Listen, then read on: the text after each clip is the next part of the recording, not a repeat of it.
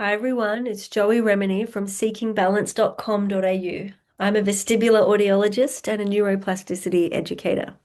So today I want to talk about dizziness signals, vertigo, and stress. What's the connection? What can we do about it? How can we work with it? These are incredibly essential questions, and really, I think what we're talking about here is the difference between why some people experience temporary and transient vertigo or dizziness that resolves, give them 6 weeks, 8 weeks, and they're back to normal. Whereas other people get stuck in chronic, persistent, ongoing dizziness and vertigo conditions or diagnoses. And there's sort of like this snowball effect. And so what could be happening is that when some people, and a lot of this goes back to our relationship to our body, our culture, our childhood, our privileges, intersectionality, all of the things that make you you, your parents, your intergenerational stories, all the melting pot of cultures and everything, they build your nervous system. So different people have relate to their body in different ways. So people who heal quickly and recover quickly generally have a loving and kind relationship to their body. So when things are not quite right and they're not feeling quite right, they're very relaxed. They have a no big deal approach. They know that they feel sick. They take time to recover. They eat nourishing food and get the supports they need. They slow down and they keep living life, but with this very loving, supported, nourishing attitude toward themselves. So, what I see with these people is they're not afraid of feeling dizzy. They're not shaming or blaming themselves about the dizziness, and they carry a level of possibility and curiosity. So that they're not catastrophizing, they're not freaking out, they're not judging themselves, and they're not seeing lots of doctors. They are really trusting their body to resolve whatever's going on for them. And so they have this sort of like rather straightforward healing process. Is it the egg or the chicken? We don't know. But what I will say is when you have a loving, kind, supportive relationship to your body, and when there's a level of possibility and curiosity where a person can stay present with their body without adding in layers of fear and trauma response. So there's no fight, flight, freeze, or fawn.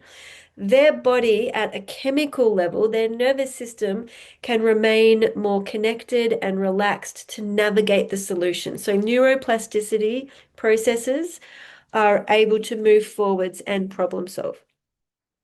And a relaxed nervous system has what we call the love drug chemicals. So serotonin, opioids, endorphins, dopamines. We feel better about ourselves. So even when there's dizziness or vertigo, we feel loving toward ourselves.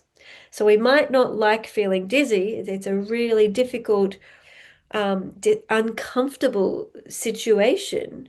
Might have to call in sick, but we're loving toward ourselves while we're experiencing the difficulty. So the nervous system remains doused and bathing and marinating in these love drugs. Connection, comfort, support, kindness, love. Okay. So stress and dizziness signals, this is far more common, right? Far, far, far, far more common is when people experience dizziness or vertigo, sometimes at the initial onset, they actually fear for their life. They're worried if they're having a stroke or dying. So there is a huge amount of anxiety and fear, potentially catastrophic thoughts, catastrophic thinking. Some people will take themselves to the emergency. It's very stressful. There's lots of testing, lots of machines. It's a big deal. It's a drama, right? And so right from the outset, there's this relationship to the body sensation, to the signal, and a huge wave of anxiety. And that sets the pattern up for the dizziness to be associated with the fear response. And I'm not saying that's a bad thing because actually it's good that we worry about ourselves and that we're anxious for our health because all that means is that we care about ourselves and it's really important to us that we maintain health. So health anxiety is not a bad thing. But what we want to be able to do is to, yes, experience the health anxiety, the dizziness, the vertigo, to definitely call a doctor, consult a doctor, and get all that medical information and investigation that we need for peace of mind and to understand the condition. And then at some point, we need to be able to interrupt the fear response, the stress response, the anxiety response, and return back into that no big deal, loving kindness, loving support, and loving compassion relationship to the body. So many of my clients have been existing in stress cycles associated with their dizziness and vertigo for months or even years. So whenever they feel that dizzy or vertigo signal, it instantly triggers a fight, flight, freeze, or fawn response. And I'll quickly summarize what that means, and I have mentioned this in other videos, but the fight response is when we feel the dizziness or vertigo signal and we fight ourselves. So there's like an internal dialogue or belief system that I shouldn't feel this way. I should be better by now. Why are you like this? What have you done wrong? What did you eat? How did you sleep? Like this kind of fighting the situation, fighting reality, and trying to fix it or make it different in some way. So the body's sensation is being met with a relationship of fight. That's a type of trauma response that's connected to the stress signals and stress processes. Another type of stress or trauma response is flight. And flight is when we notice the dizziness or vertigo signals and we turn our attention anywhere else. We open the fridge to get a drink or to eat, or we call a friend, we try and leave the house, we try and, fill our calendar with lots of activities so we don't have to feel the body. We want to be distracted with whatever's out there, watching TV series, listening to podcasts, just doing anything to bring our attention out of the body. Because if we draw our attention inwards, we feel that stress. So we run away, we flight. So this is avoidance, distraction, ignoring, dismissing. These are all flight strategies, and they're part of our stress and trauma response. And again, there's no judgment, no blame. I believe all humans fight, flight, freeze, and fawn at various times. It's part of our survival and protection mechanisms.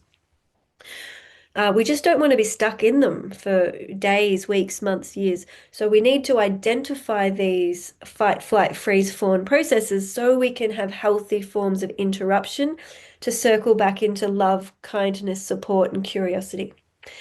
There's two more. So the freeze response, fight, flight, freeze.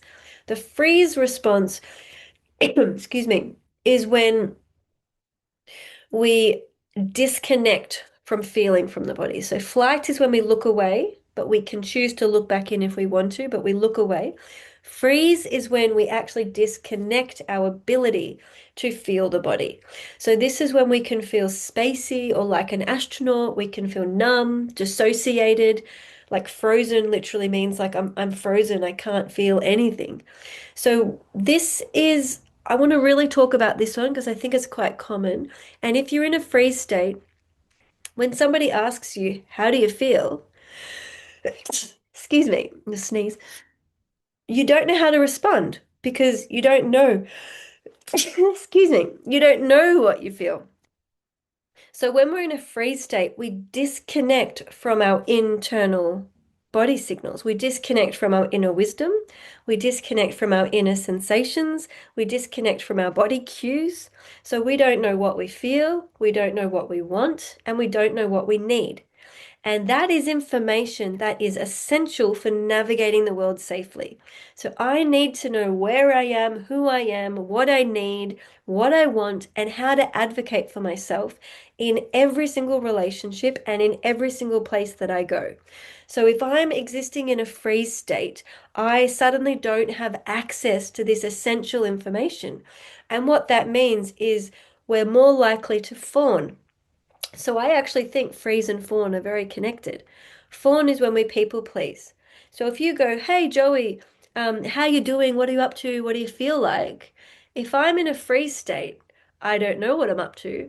I don't know what I feel. I don't know what I want or need. So my way of coping with that, my protection or survival strategy will be to think, well, I wonder, I'm going to say what I think they want. So then I'm going to start people pleasing and I'm going to start saying what I think other people need and what other people want, but I'll pretend that's what I want and what I need. So I'm no longer living my own life through my body compass, through my wisdom. I'm actually living through the lens of other people's existence.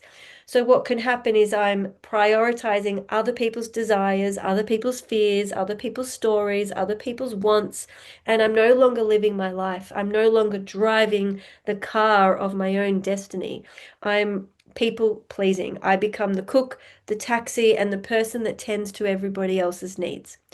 So the freeze response and fawn response can actually work together because sometimes the fawn response is a way of surviving and coping when we don't actually know what our body is telling us because there is that disconnect. So when you have persistent or chronic dizziness and vertigo, it's possible that you have in some ways fractured or severed or have this frozen connection between your awareness, your consciousness, your ability to connect to your eight senses in your body. What are you sensing and feeling through taste, touch, sound, smell, sight, proprioception, vestibular, and interoception? Proprioception being your ability to orient and locate your own body. So, where are your arms, your legs, your limbs? Where are you in relationship to the world around you? So, orientation, location. Vestibular is movement and balance, acceleration, tilting, rotating. And interoception is your emotional life, it's your body cues, your hunger, your thirst, your sexuality, your desire, all of that inner information. So I take people through the Rocksteady process, through a neuroplasticity process of reconnecting back into those eight senses.